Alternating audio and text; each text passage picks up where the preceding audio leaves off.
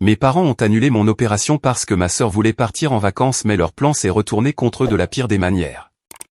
Je m'appelle April, et voici l'histoire de comment le favoritisme de mes parents envers ma sœur, Jessica, leur a coûté tout ce qui leur était cher. Pour situer le contexte, j'ai maintenant 28 ans, et Jessica en a 26. En grandissant, elle a toujours été l'enfant chéri. Des notes parfaites, reine du bal de promo, bourse complète pour l'université, bref, la totale. Moi, j'étais la difficile, l'enfant aux problèmes de santé chronique, aux notes moyennes, et apparemment, sans assez de personnalité pour mériter le même niveau d'attention. Je suis né avec une grave déformation de la colonne vertébrale appelée kyphoscoliose. En gros, ma colonne vertébrale se courbe dans deux directions, créant une apparence de bosse et comprimant mes organes internes. À 25 ans, cela avait progressé au point que je pouvais à peine respirer correctement, et des tâches simples comme monter les escaliers me laissaient à bout de souffle. Mon cardiologue m'a prévenu que sans une chirurgie correctrice, il me restait peut-être 5 ans avant que mon cœur ne lâche, à cause de la pression. L'opération n'était pas esthétique. Elle était littéralement vitale. L'intervention consisterait à insérer des tiges en titane le long de ma colonne vertébrale pour la redresser, ce qui soulagerait la pression sur mon cœur et mes poumons. Elle était prévue pour le 15 mars 2022, après des mois de préparation, de consultation et d'approbation de l'assurance. Le coût total allait avoisiner les 180 000 €, mais l'assurance en couvrirait la majeure partie. Mes parents devaient payer environ 15 000 € de leur poche. Tout était prêt. J'avais pris un congé maladie de mon travail de technicienne en bibliothèque, organisé les soins post-opératoires, et je m'étais préparé mentalement à la période de convalescence de 6 mois. Puis, 2 semaines avant mon opération, Jessica a lâché sa bombe. Elle et son fiancé, Marcus, avaient trouvé le lieu de mariage de leur rêve en Toscane. Le seul problème ? Ils devaient verser un acompte de 25 000 € immédiatement pour le réserver, et le mariage devrait avoir lieu en avril, juste un mois après la date prévue de mon opération. Jessica est venue en pleurant se plaindre à nos parents, expliquant que c'était la chance de sa vie et qu'elle ne se pardonnerait jamais de laisser passer cette opportunité. Je me souviens de la réunion de famille comme si c'était hier. Nous étions assis dans le salon de mes parents, papa dans son fauteuil inclinable, maman sur le canapé à côté de Jessica, et moi sur la chaise en bois inconfortable qui faisait moins mal à mon dos. Jessica était en larmes, expliquant que la famille de Marcus leur mettait déjà la pression pour le mariage, que ce lieu était littéralement parfait, et qu'ils ne trouveraient jamais rien de semblable. On a juste besoin d'emprunter l'argent pour quelques mois, a plaidé Jessica, regardant tour à tour nos parents avec ses grands yeux bleus qui lui avaient toujours tout obtenu. Marcus reçoit sa prime en juillet, et on vous remboursera avec les intérêts. Promis. Mon père hochait déjà la tête avant même qu'elle ait fini de parler. Bien sûr, ma chérie. On ne peut pas te laisser passer à côté du mariage de tes rêves. C'est là que ma mère a lâché la bombe. April, ma chérie, nous allons devoir reporter ton opération de quelques mois. On pourra la reprogrammer plus tard dans l'année, après que Jessica nous aura remboursé. Je suis restée assise, dans un silence stupéfait, pendant un moment. J'avais sûrement mal entendu. Reporter mon opération ? Maman, ça fait 8 mois qu'on prépare ça. L'équipe chirurgicale est réservée. J'ai organisé toute ma vie autour de cette date. Ce n'est que pour quelques mois, a dit papa, sans même me regarder. Ton opération ne va pas s'envoler. La date du mariage de Jessica, elle, ne peut pas être changée. Mon opération ne peut pas être changée non plus. Je me suis levé, mon dos hurlant de douleur. Le docteur Martinez m'a prévenu que retarder cela pourrait être dangereux. Mon cœur montre déjà des signes de fatigue. Jessica m'a regardé avec ce que je ne peux décrire que comme un léger agacement. April, ne sois pas si dramatique. Ce n'est que pour quelques mois. Mon mariage est un événement unique dans une vie. Et ma vie est aussi une chose unique, ai-je rétorqué, la voix montant. Je pourrais mourir si on attend trop longtemps. Ma mère a soupiré, comme si j'étais déraisonnable. Le docteur a dit que tu avais jusqu'à 5 ans. Quelques mois ne feront pas de différence. Mais ça ferait une différence, et je le savais. Le docteur Martinez surveillait mon état de près, et la détérioration s'accélérait.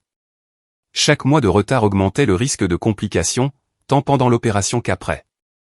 À 25 ans, mon corps pouvait supporter le traumatisme d'une intervention aussi lourde.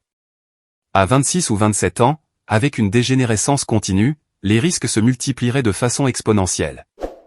J'ai essayé d'expliquer cela à mes parents, mais ils avaient déjà pris leur décision. Le mariage de Jessica était plus important que ma vie. Les 15 000 € qu'ils avaient économisés pour mon opération allaient être réaffectés pour financer un mariage de conte de fées en Italie. Le pire? Ils ne semblaient même pas comprendre pourquoi j'étais contrarié. « Tu es égoïste », m'a dit maman alors que je rassemblais mes affaires pour partir. « C'est le jour spécial de ta sœur. La famille, ça se soutient. » J'ai conduit jusqu'à mon petit studio en larmes, la poitrine serrée par bien plus que ma condition physique. J'ai appelé le cabinet du docteur Martinez le lendemain matin pour expliquer la situation. Son infirmière a été compatissante mais ferme.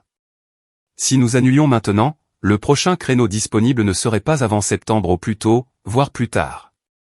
Mon état était suffisamment grave pour que l'attente soit déconseillée. C'est là que j'ai pris une décision qui allait tout changer. Je n'allais pas laisser le favoritisme de mes parents me tuer. Littéralement. J'avais environ 3 000 € sur mon compte d'épargne et une carte de crédit avec une limite de 10 000 €. Ce n'était de loin pas assez pour l'opération, mais c'était un début. J'ai commencé à rechercher des prêts médicaux, à examiner des programmes chirurgicaux pour les personnes sans assurance, et j'ai même envisagé le tourisme médical. Mais chaque option semblait impossible, ou dangereuse.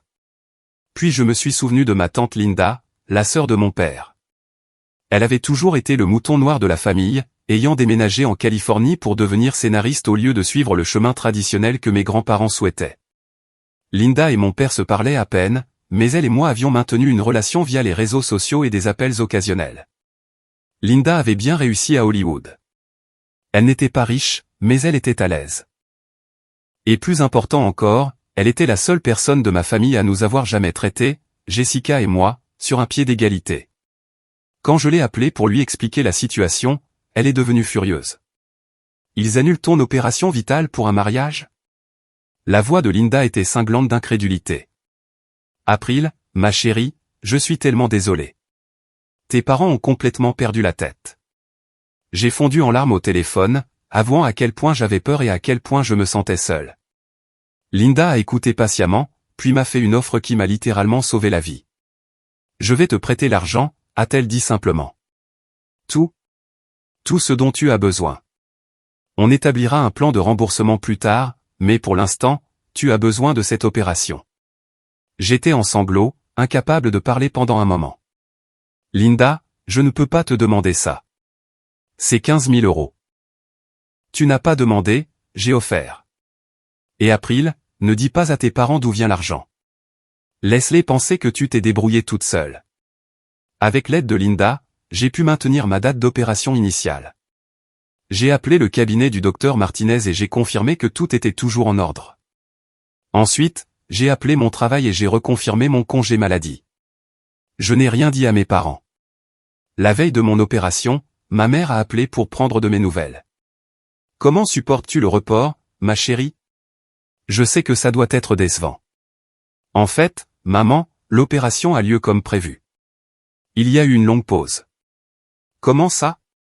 On en a discuté. Nous n'avons pas l'argent. J'ai trouvé un autre moyen de payer. Je serai opéré demain matin, à 7 heures. Une autre pause. Puis la voix de mon père en arrière-plan, qui paie pour ça? Je m'en suis occupé moi-même, ai-je dit, gardant une voix ferme.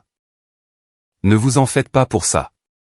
April, tu ne peux pas avoir une telle somme d'argent, a dit maman, la méfiance s'insinuant dans sa voix. Où as-tu trouvé 15 000 €? Ce n'est plus votre problème. Vous avez clairement montré que le mariage de Jessica était plus important que ma santé. Alors, j'ai trouvé une autre solution. Ma mère a commencé à dire autre chose, mais j'ai raccroché. J'avais une opération dans 12 heures, et je devais me concentrer là-dessus, pas sur leur inquiétude tardive. L'opération s'est parfaitement déroulée. Le docteur Martinez et son équipe ont travaillé pendant 8 heures, redressant ma colonne vertébrale et installant les tiges en titane qui allaient me rendre ma vie.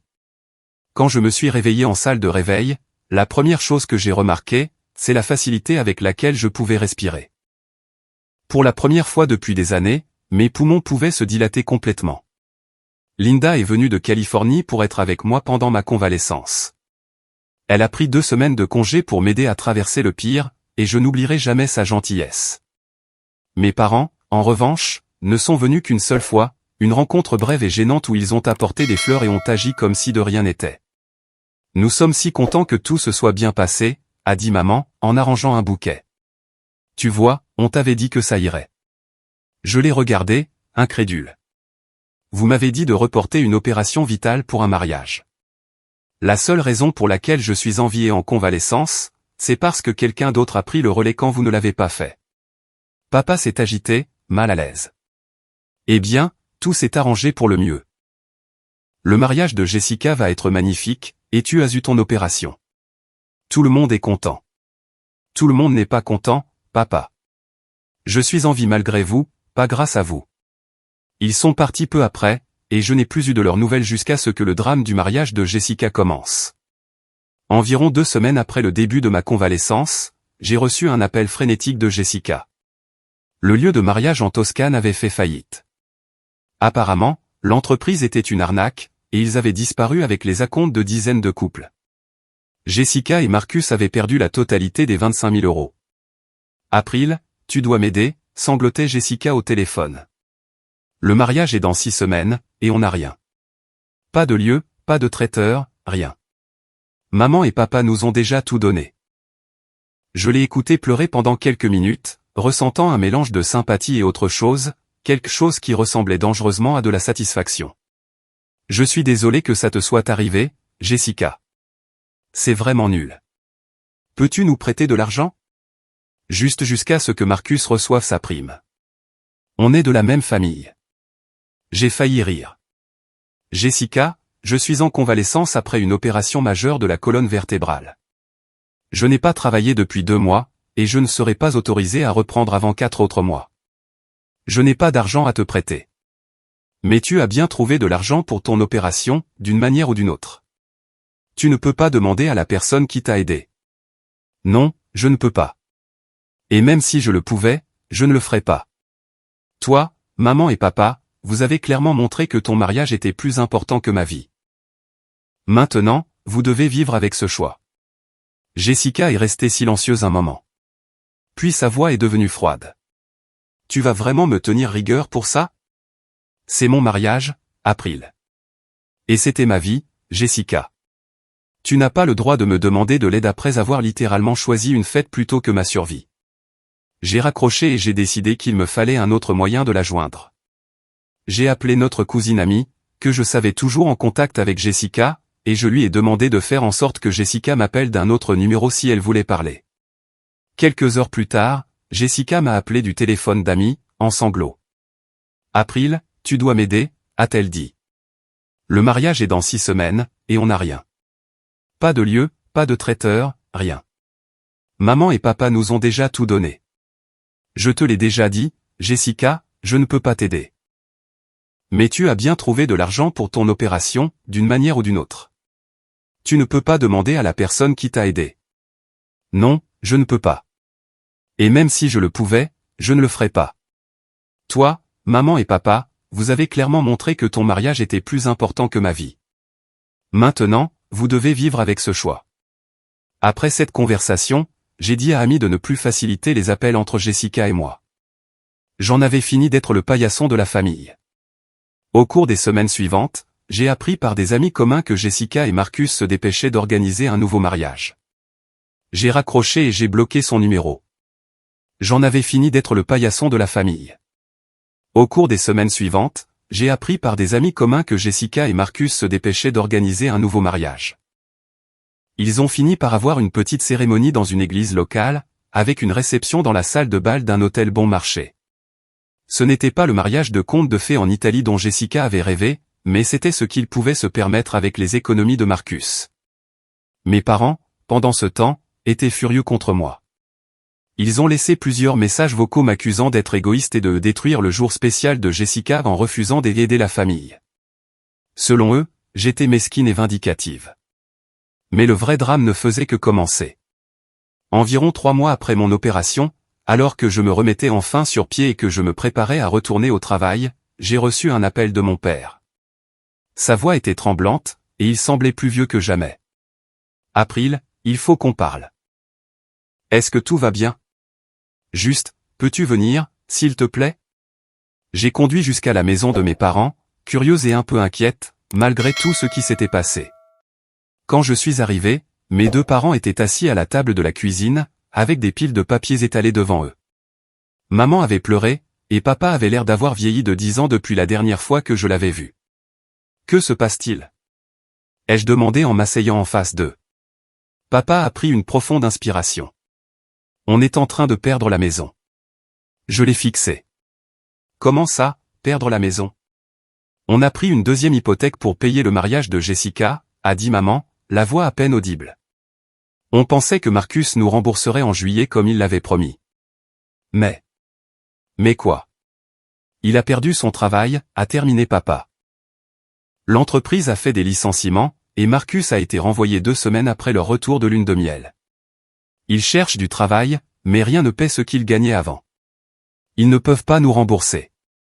J'ai senti un froid s'installer dans mon estomac. Combien avez-vous emprunté sur la maison? 50 000 €, a admis papa. On pensait que... Jessica a dit qu'ils avaient besoin de plus pour les nouveaux arrangements du mariage, et on voulait s'assurer qu'elle ait quelque chose de bien après que le premier lieu soit tombé à l'eau. 50 000 €. Ils avaient risqué leur maison, la maison dans laquelle ils vivaient depuis 30 ans, la maison où j'avais grandi, pour financer le mariage de Jessica, le même mariage qu'ils avaient priorisé sur mon opération vitale. Les mensualités sont de 1 800 €, a poursuivi maman en s'essuyant les yeux. On ne peut pas se le permettre avec seulement nos revenus de retraite. On a essayé de s'en sortir pendant 3 mois, mais on est déjà en retard. Je suis resté assise là, dans un silence stupéfait, en train de digérer ce qu'ils me disaient. Mes parents, qui m'avaient appris la valeur de la responsabilité financière et de la planification pour l'avenir, avaient hypothéqué leur sécurité pour une fête, et maintenant ils perdaient tout. Que dit Jessica de tout ça? Ai-je demandé. Papa et maman se sont regardés. Elle dit que ce n'est pas sa faute si Marcus a perdu son travail. Elle dit qu'on n'aurait pas dû leur prêter de l'argent qu'on ne pouvait pas se permettre de perdre. L'ironie était saisissante. Jessica, qui les avait manipulés pour qu'ils choisissent son mariage plutôt que mon opération, prétendait maintenant que ce n'était pas sa responsabilité, alors que les conséquences leur revenaient en pleine figure. Alors, qu'attendez-vous de moi, ai-je demandé, bien que je soupçonne déjà la réponse. On espérait, commença maman, puis elle s'arrêta. Ta tante Linda, elle t'a aidé pour ton opération. Penses-tu qu'elle pourrait? Non, dis-je fermement, en la coupant. Absolument pas, April, s'il te plaît. On est désespéré. On va tout perdre. Je me suis levé, le dos droit et fort pour la première fois depuis des années grâce à mon opération, l'opération qu'ils avaient essayé de m'empêcher d'avoir. Laissez-moi être sûr de bien comprendre. Vous avez risqué votre maison pour payer le mariage de Jessica, le même mariage que vous avez priorisé sur mon intervention médicale vitale. Maintenant que votre pari a échoué, vous voulez que je demande à la personne qui m'a sauvé la vie de sauver aussi votre maison? Quand tu le dis comme ça a l'air terrible, dit faiblement papa. Ça a l'air terrible parce que ça l'est. Vous avez fait votre choix, et maintenant vous vivez avec les conséquences, tout comme vous vous attendiez à ce que je vive avec les conséquences quand vous avez annulé mon opération. C'est différent, a protesté maman. Ton opération aurait pu être reportée. Vraiment? Parce que le docteur Martinez m'a dit que mon état se détériorait plus vite que prévu. Si j'avais attendu jusqu'en septembre comme vous le vouliez, l'opération aurait été beaucoup plus dangereuse. J'aurais pu mourir sur la table d'opération ou être paralysé à vie. Mais c'était un risque que vous étiez prêt à prendre, pour le mariage de Jessica. La pièce est devenue silencieuse. Pour la première fois, je pense qu'il commençait à comprendre l'ampleur de ce qu'il m'avait presque fait. Je ne demanderai pas d'argent à Linda, ai-je poursuivi. Elle a déjà sauvé une personne dans cette famille. Ce n'est pas à elle de sauver le reste d'entre vous de vos propres mauvaises décisions. Je me suis dirigé vers la porte, puis je me suis retourné. Mais je vais vous donner le même conseil que vous m'avez donné lorsque j'étais confronté à une situation potentiellement mortelle, la famille, ça se soutient, n'est-ce pas?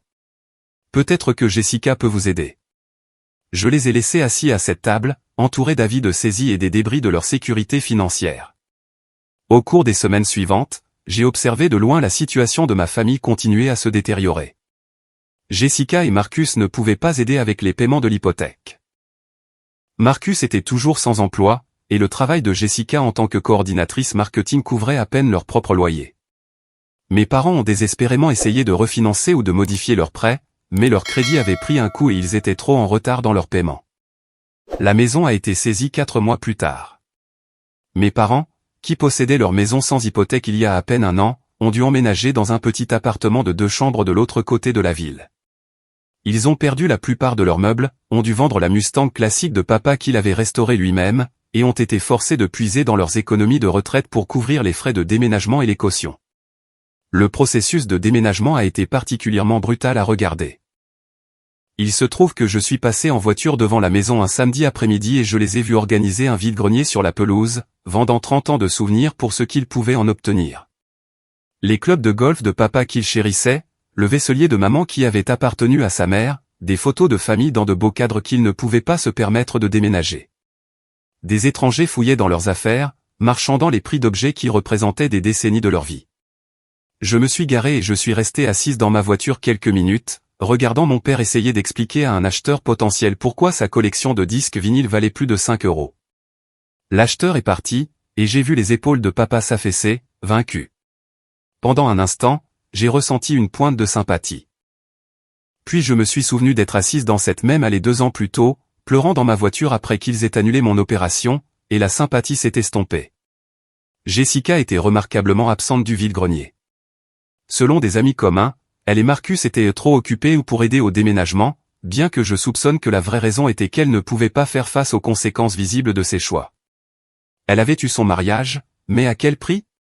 Ses parents vivaient maintenant dans un endroit plus petit que son premier appartement, entouré des quelques biens qu'ils avaient pu garder. L'appartement dans lequel ils ont emménagé se trouvait dans un quartier difficile de la ville, le genre d'endroit qu'ils avaient toujours méprisé en le traversant pour aller ailleurs. Les murs étaient fins. Le parking était plein de nids de poules, et les voisins étaient de jeunes locataires qui mettaient la musique trop fort et laissaient des ordures dans les couloirs. C'était bien loin de leur belle maison de banlieue avec une pelouse manucurée et une impasse tranquille. Maman m'a appelé quelques semaines après leur emménagement, soi-disant pour prendre des nouvelles, mais en réalité pour se plaindre de leur nouvelle situation de vie. Les gens du dessus n'arrêtent pas de faire du bruit à toute heure, a-t-elle dit, la voix tendue de frustration. Et quelqu'un n'arrête pas de voler notre courrier.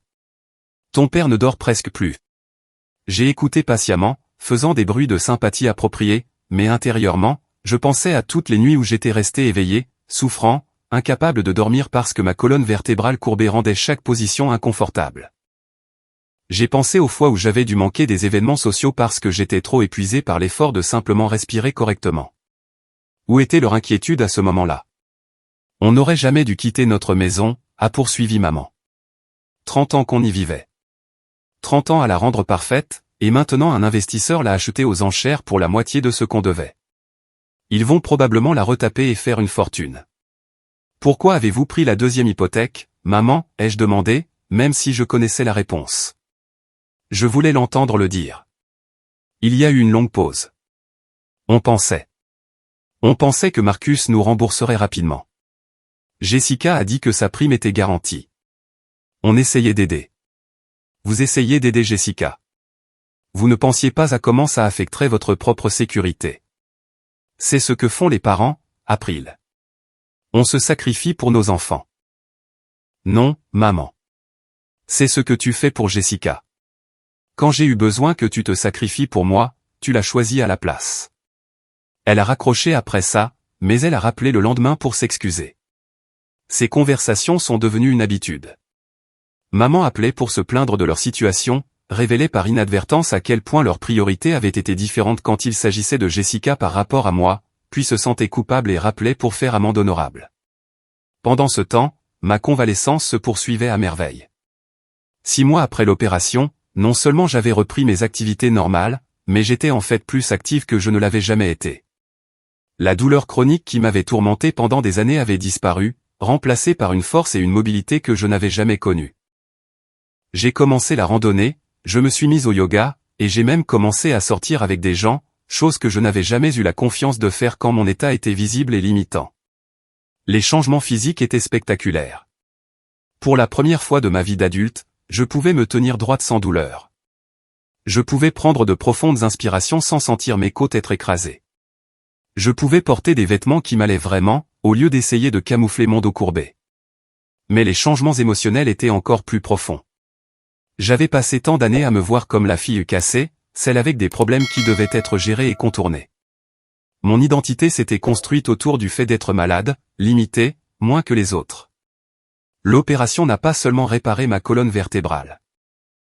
Elle a brisé ces vieilles croyances sur moi-même et m'a permis de me reconstruire de fond en comble. J'ai commencé à prendre des cours de danse, quelque chose que j'avais toujours voulu faire mais que je ne pensais jamais pouvoir gérer avec ma condition. L'instructrice, une femme patiente nommée Maria, a travaillé avec moi pour adapter les mouvements quand c'était nécessaire, mais de plus en plus, aucune adaptation n'était requise. Mon corps pouvait faire des choses que je n'avais jamais imaginées possibles. La confiance qui est venue avec cette capacité physique a déteint sur tous les domaines de ma vie. Au travail, j'ai postulé et obtenu une promotion au poste de technicienne supérieure, prenant en charge des projets qui demandaient plus d'endurance physique et de compétences en leadership. J'ai commencé à prendre la parole en réunion, à proposer des suggestions et à prendre des initiatives comme je ne l'avais jamais fait auparavant. J'ai aussi commencé à avoir des rendez-vous, timidement au début. Pendant des années, j'avais supposé que personne ne voudrait être avec quelqu'un qui me ressemblait, quelqu'un dont les limitations physiques seraient toujours un fardeau. Mais avec ma nouvelle posture et ma confiance retrouvée, j'ai découvert que je m'étais trompé sur bien des choses. Ma première vraie relation a été avec Tom, un professeur que j'ai rencontré dans un cours de formation continue. Il était gentil et drôle, et quand je lui ai finalement parlé de mon opération et de ma situation familiale, il a été sincèrement choqué que quelqu'un puisse prioriser un mariage sur une intervention médicale vitale. « Tes parents ont vraiment annulé ton opération ?» a-t-il demandé, le visage incrédule. « Pour une fête ?»« Pas annulé, reporté » ai-je dit, en utilisant leur langage. « April, c'est la même chose quand il s'agit de ta santé. Tu aurais pu mourir. » C'était gratifiant d'entendre quelqu'un d'extérieur à la situation confirmer ce que j'avais toujours su, que la décision de mes parents avait été inadmissible. La réaction de Tom m'a aidé à réaliser que je n'avais pas été dramatique ou égoïste. Je me battais pour ma vie pendant que ma famille se battait pour une fête.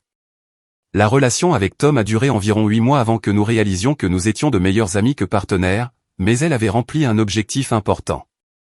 Elle m'a montré que j'étais aimable et désirable, problèmes de dos et drames familiaux inclus. À cette époque, j'ai aussi commencé à voir une thérapeute, le docteur Rebecca Chen, pour travailler sur les sentiments complexes que j'avais à l'égard de ma situation familiale. Je pensais que je gérais tout bien, mais je portais plus de colère et de blessures que je ne l'avais réalisé. C'est normal de se sentir trahi, m'a dit le docteur Chen lors d'une de nos séances. Vos parents étaient censés vous protéger, et au lieu de ça, ils vous ont mis en danger pour le bénéfice de quelqu'un d'autre. C'est une violation profonde de la relation parent-enfant. Mais ce sont toujours mes parents, ai-je dit. Je les aime même si je suis en colère contre eux. L'amour et les limites ne sont pas mutuellement exclusifs. Vous pouvez aimer quelqu'un et toujours vous protéger de ses mauvaises décisions. Ces séances de thérapie m'ont aidé à comprendre que le dysfonctionnement de ma famille était bien plus profond que l'incident de l'opération. Il y avait eu un schéma de favoritisme et de complaisance toute ma vie, avec Jessica dans le rôle de l'enfant chéri qui ne pouvait rien faire de mal, et moi dans le rôle de la responsable qui devait comprendre et s'adapter aux besoins de tout le monde. La situation de l'opération n'avait été que l'exemple le plus extrême de cette dynamique, le moment où leur favoritisme aurait pu littéralement me tuer. Mais ce n'était pas un incident isolé. C'était l'aboutissement de décennies de traitement inégal. Le contraste entre ma vie florissante et l'effondrement de ma famille n'échappait à personne. Lors des réunions de famille, les rares auxquelles j'assistais encore, la tension était palpable. Jessica avait l'air épuisée et stressée, constamment inquiète pour l'argent et la recherche d'emploi de Marcus. Mes parents semblaient plus petits, en quelque sorte, diminués par la perte de leur maison et de leur sécurité financière. Mais le moment le plus dramatique est survenu au dîner de Noël, près d'un an après mon opération. Nous étions tous réunis chez Linda. Elle avait commencé à organiser les fêtes après que mes parents aient perdu leur maison, dans sa belle salle à manger. Linda était revenue de Californie spécialement pour l'occasion, et elle avait mis le paquet avec les décorations et un repas élaboré. L'ironie de voir Linda, le mouton noir de la famille, être la seule en mesure d'accueillir Noël, n'échappait à personne. Jessica avait fait des commentaires passifs-agressifs toute la soirée sur le fait que certaines personnes avaient de la famille qui pouvaient les aider dans les moments difficiles, clairement à mon intention et à celle de Linda. Elle était jalouse que je me sois si bien remise et que Linda s'en sorte beaucoup mieux que mes parents. Finalement, alors que nous débarrassions les assiettes à dessert, Jessica a explosé. ça doit être sympa d'avoir des membres de la famille riche qui peuvent juste faire des chèques quand on en a besoin, a-t-elle dit, en me fusillant du regard de l'autre côté de la table. Certains d'entre nous doivent vraiment travailler pour ce qu'ils ont. Linda a posé sa tasse de café avec un bruit sec. Pardon? Je dis juste qu'April a tout reçu tout cuit dans le bec. Opération payée, aide à la convalescence, tout. Pendant ce temps, Marcus et moi on galère, et maman et papa ont perdu leur maison, et personne ne semble s'en soucier. Le silence qui a suivi était assourdissant. Je pouvais voir la mâchoire de Linda se contracter, et je savais qu'elle était sur le point de déchaîner quelque chose qui couvait depuis des mois. Jessica, dit Linda, la voix dangereusement calme. Aimerais-tu savoir exactement ce qu'April a reçu tout cuit dans le bec? Linda, ne fais pas ça, l'ai-je prévenu. Mais elle était déjà debout. Non, April. Je pense qu'il est temps que tout le monde comprenne exactement ce qui s'est passé ici. Linda se tourna vers Jessica, les yeux flamboyants. April n'a rien reçu et tout cuit. Elle a failli mourir parce que vos parents ont choisi de financer ton mariage plutôt que son opération vitale. Le visage de Jessica est devenu blême. Ce n'était pas comme ça. C'était exactement comme ça. Vos parents avaient l'argent mis de côté pour l'opération d'April, de l'argent spécifiquement économisé pour une urgence médicale qui aurait pu la tuer si elle était retardée. Mais quand tu as voulu de l'argent pour ton mariage en Italie, ils t'ont donné l'argent de l'opération d'April à la place. Maman a commencé à protester. Ce n'était qu'un report. C'était une condamnation à mort, la voix de Linda s'éleva. Le docteur Martinez a dit à April que son état se détériorait rapidement. Chaque mois de retard augmentait le risque d'arrêt cardiaque, de complications chirurgicales, ou de paralysie permanente, mais aucun d'entre vous ne s'en est soucié, parce que Jessica voulait son mariage de conte de fées. Papa fixait ses mains. On ne savait pas que c'était si grave. Vous ne vouliez pas savoir. April a essayé d'expliquer les risques, mais vous avez balayé ses inquiétudes parce qu'elles étaient gênantes. Vous étiez prêt à jouer avec la vie de votre fille pour une fête. Jessica pleurait maintenant. On ne savait pas, vous ne vous en souciez pas assez pour le savoir, corrigea Linda. Et quand April a trouvé un autre moyen de payer son opération, quand j'ai hypothéqué ma maison pour lui sauver la vie, aucun d'entre vous ne m'a même remercié. Aucun d'entre vous n'a reconnu que j'ai dû intervenir et faire ce que ses propres parents ne voulaient pas faire. La pièce était complètement silencieuse, à l'exception des sanglots étouffés de Jessica. J'ai regardé Linda, sous le choc. Elle avait hypothéqué sa maison. Elle ne me l'avait jamais dit. Linda, ai-je murmuré, tu as hypothéqué ta maison. Elle se tourna vers moi, son expression s'adoucissant. Bien sûr que je l'ai fait, ma chérie. Tu es ma nièce, et tu étais en train de mourir. Quelqu'un devait être prêt à risquer quelque chose de réel pour te sauver. J'ai senti les larmes commencer à couler. Pendant tout ce temps, j'avais pensé que Linda avait juste de l'argent de côté. Je n'avais pas réalisé qu'elle avait mis sa propre sécurité financière en jeu pour moi. La différence, poursuivit Linda, se retournant vers mes parents et Jessica, c'est que j'étais prête à risquer ma maison pour sauver une vie. Vous étiez prêt à risquer votre maison pour une fête. Et quand votre pari a échoué, vous vous attendiez à ce que la même personne qui a sauvé April vous sauve aussi de vos propres choix. Jessica sanglotait ouvertement maintenant. Je ne savais pas. Je ne comprenais pas, tu comprenais parfaitement. Tu ne t'en souciais juste pas. La vie d'April était moins importante pour toi que tes photos de mariage et ta lune de miel en Italie. Marcus, qui était resté silencieux pendant tout le dîner, a finalement pris la parole. On devrait peut-être y aller. Oui, vous devriez, a convenu Linda. Et pendant que vous réfléchissez à quel point la vie a été injuste avec vous, souvenez-vous qu'April a passé 25 ans dans une douleur chronique, incapable de respirer correctement, faisant face à la perspective de mourir jeune. Et quand elle a enfin eu une chance d'avoir une vie normale, sa propre famille a essayé de la lui enlever. Jessica et Marcus ont pris leur manteau et sont partis sans un mot de plus. Mes parents ont suivi peu après, le poids des paroles de Linda pesant lourdement entre nous tous. Après leur départ, Linda et moi nous sommes assises dans son salon, les lumières du sapin de Noël scintillant dans l'obscurité. Tu as hypothéqué ta maison pour moi, ai-je finalement dit. Linda a haussé les épaules. Je le referai sans hésiter. Tu es en vie, en bonne santé, et heureuse. Ça vaut tous les risques. Comment se passent les paiements? Ça va. Mon projet actuel marche bien et j'ai refinancé à un meilleur taux le mois dernier. Contrairement à tes parents, j'ai réellement planifié l'engagement financier avant de le prendre. J'ai ri, en essuyant mes larmes. Je n'arrive pas à croire qu'ils s'attendaient à ce que tu les tires d'affaire après tout ça. Les gens comme tes parents et Jessica n'apprennent pas de leurs erreurs parce qu'ils n'en subissent jamais vraiment les conséquences. D'autres personnes interviennent toujours pour les sauver. C'est pourquoi ils se sont sentis à l'aise de risquer ta vie. Ils ont supposé que quelqu'un réparerait les choses si ça tournait mal. Et quelqu'un l'a fait. Tu l'as fait. Parce que tu méritais d'être sauvé. Mais la saisie de la maison de tes parents? Ce n'est pas une crise, April. C'est la justice. Nous sommes restés assises dans un silence confortable pendant un moment, regardant les lumières de Noël scintiller. J'ai pensé à quel point ma vie était différente maintenant par rapport à il y a un an. Pas seulement physiquement, mais émotionnellement. J'avais appris à m'estimer suffisamment pour chercher de l'aide quand ma famille ne voulait pas m'en fournir. J'avais appris que parfois, les personnes qui prétendent vous aimer le plus sont celles qui sont les plus disposées à vous sacrifier pour leur propre convenance. Mais j'avais aussi appris que le véritable amour existe, celui qui ne compte pas les points, n'attend pas de retour, et ne vient pas avec des conditions. Linda m'avait montré ce genre d'amour, et cela m'avait littéralement sauvé la vie. Les conséquences de ce dîner de Noël ont changé la dynamique de notre famille de façon permanente. Jessica et moi ne nous sommes pas parlé pendant plusieurs mois, et quand nous l'avons finalement fait, c'était une relation très différente. Elle avait fait une sérieuse introspection pendant cette période, et elle semblait enfin comprendre la gravité de ce qui s'était passé. J'étais tellement concentré sur mon mariage que je me suis convaincu que ton opération était juste de routine, m'a-t-elle dit lors de notre première vraie conversation depuis ce Noël.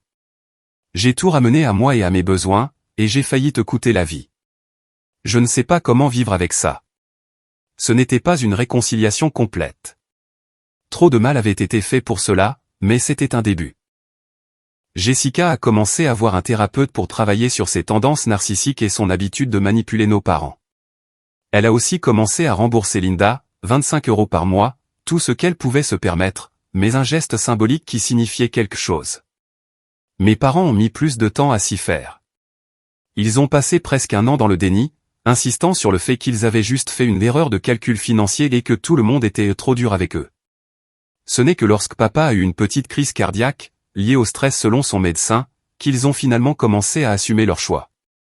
Je n'arrête pas de penser à ce que Linda a dit, m'a confié maman lors d'une de nos conversations téléphoniques guindées, sur le fait qu'on était prêt à jouer avec ta vie pour une fête. Je n'avais jamais vu les choses comme ça avant. Comment les voyais-tu? Je suppose que je n'y pensais pas vraiment. Jessica pleurait. Tu semblais assez forte pour supporter un report. J'ai pris le chemin le plus facile au lieu du bon chemin, c'était plus de reconnaissance que ce que j'attendais d'elle, et c'était un début. Le rétablissement de mon père après sa crise cardiaque a été compliqué par le stress de leur situation financière et la culpabilité qu'il s'autorisait enfin à ressentir. Lors d'une de mes visites à sa chambre d'hôpital, il s'est complètement effondré. Je t'ai abandonné, a-t-il sangloté en me tenant la main. J'étais censé te protéger, et au lieu de ça, je t'ai presque tué pour de l'argent. Quel genre de père fait ça?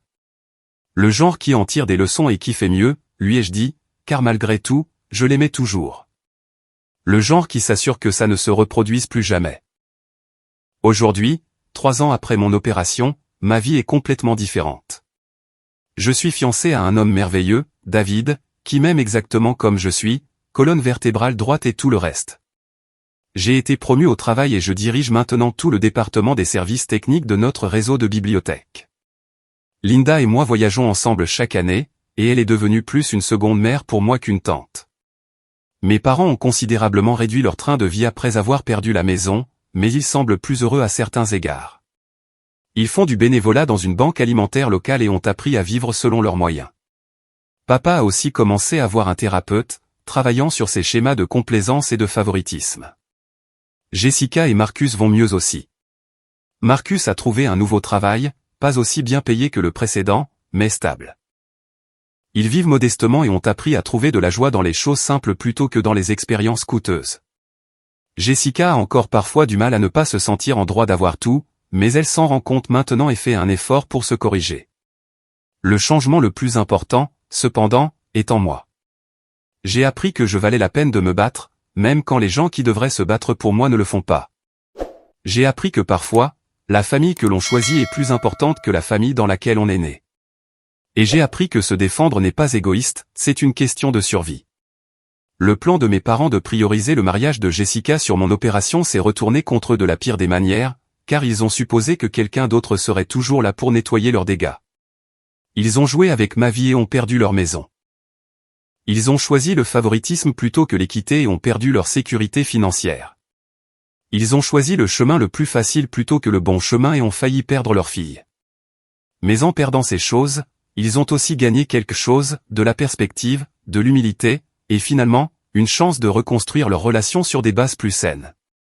Quant à moi, j'ai tout gagné, ma santé, ma force, ma propre estime, et une compréhension plus profonde de ce à quoi ressemble le véritable amour. Je suis en vie. Je m'épanouis. Et je suis entouré de gens qui ne me demanderaient jamais de mettre ma vie entre parenthèses pour leur convenance.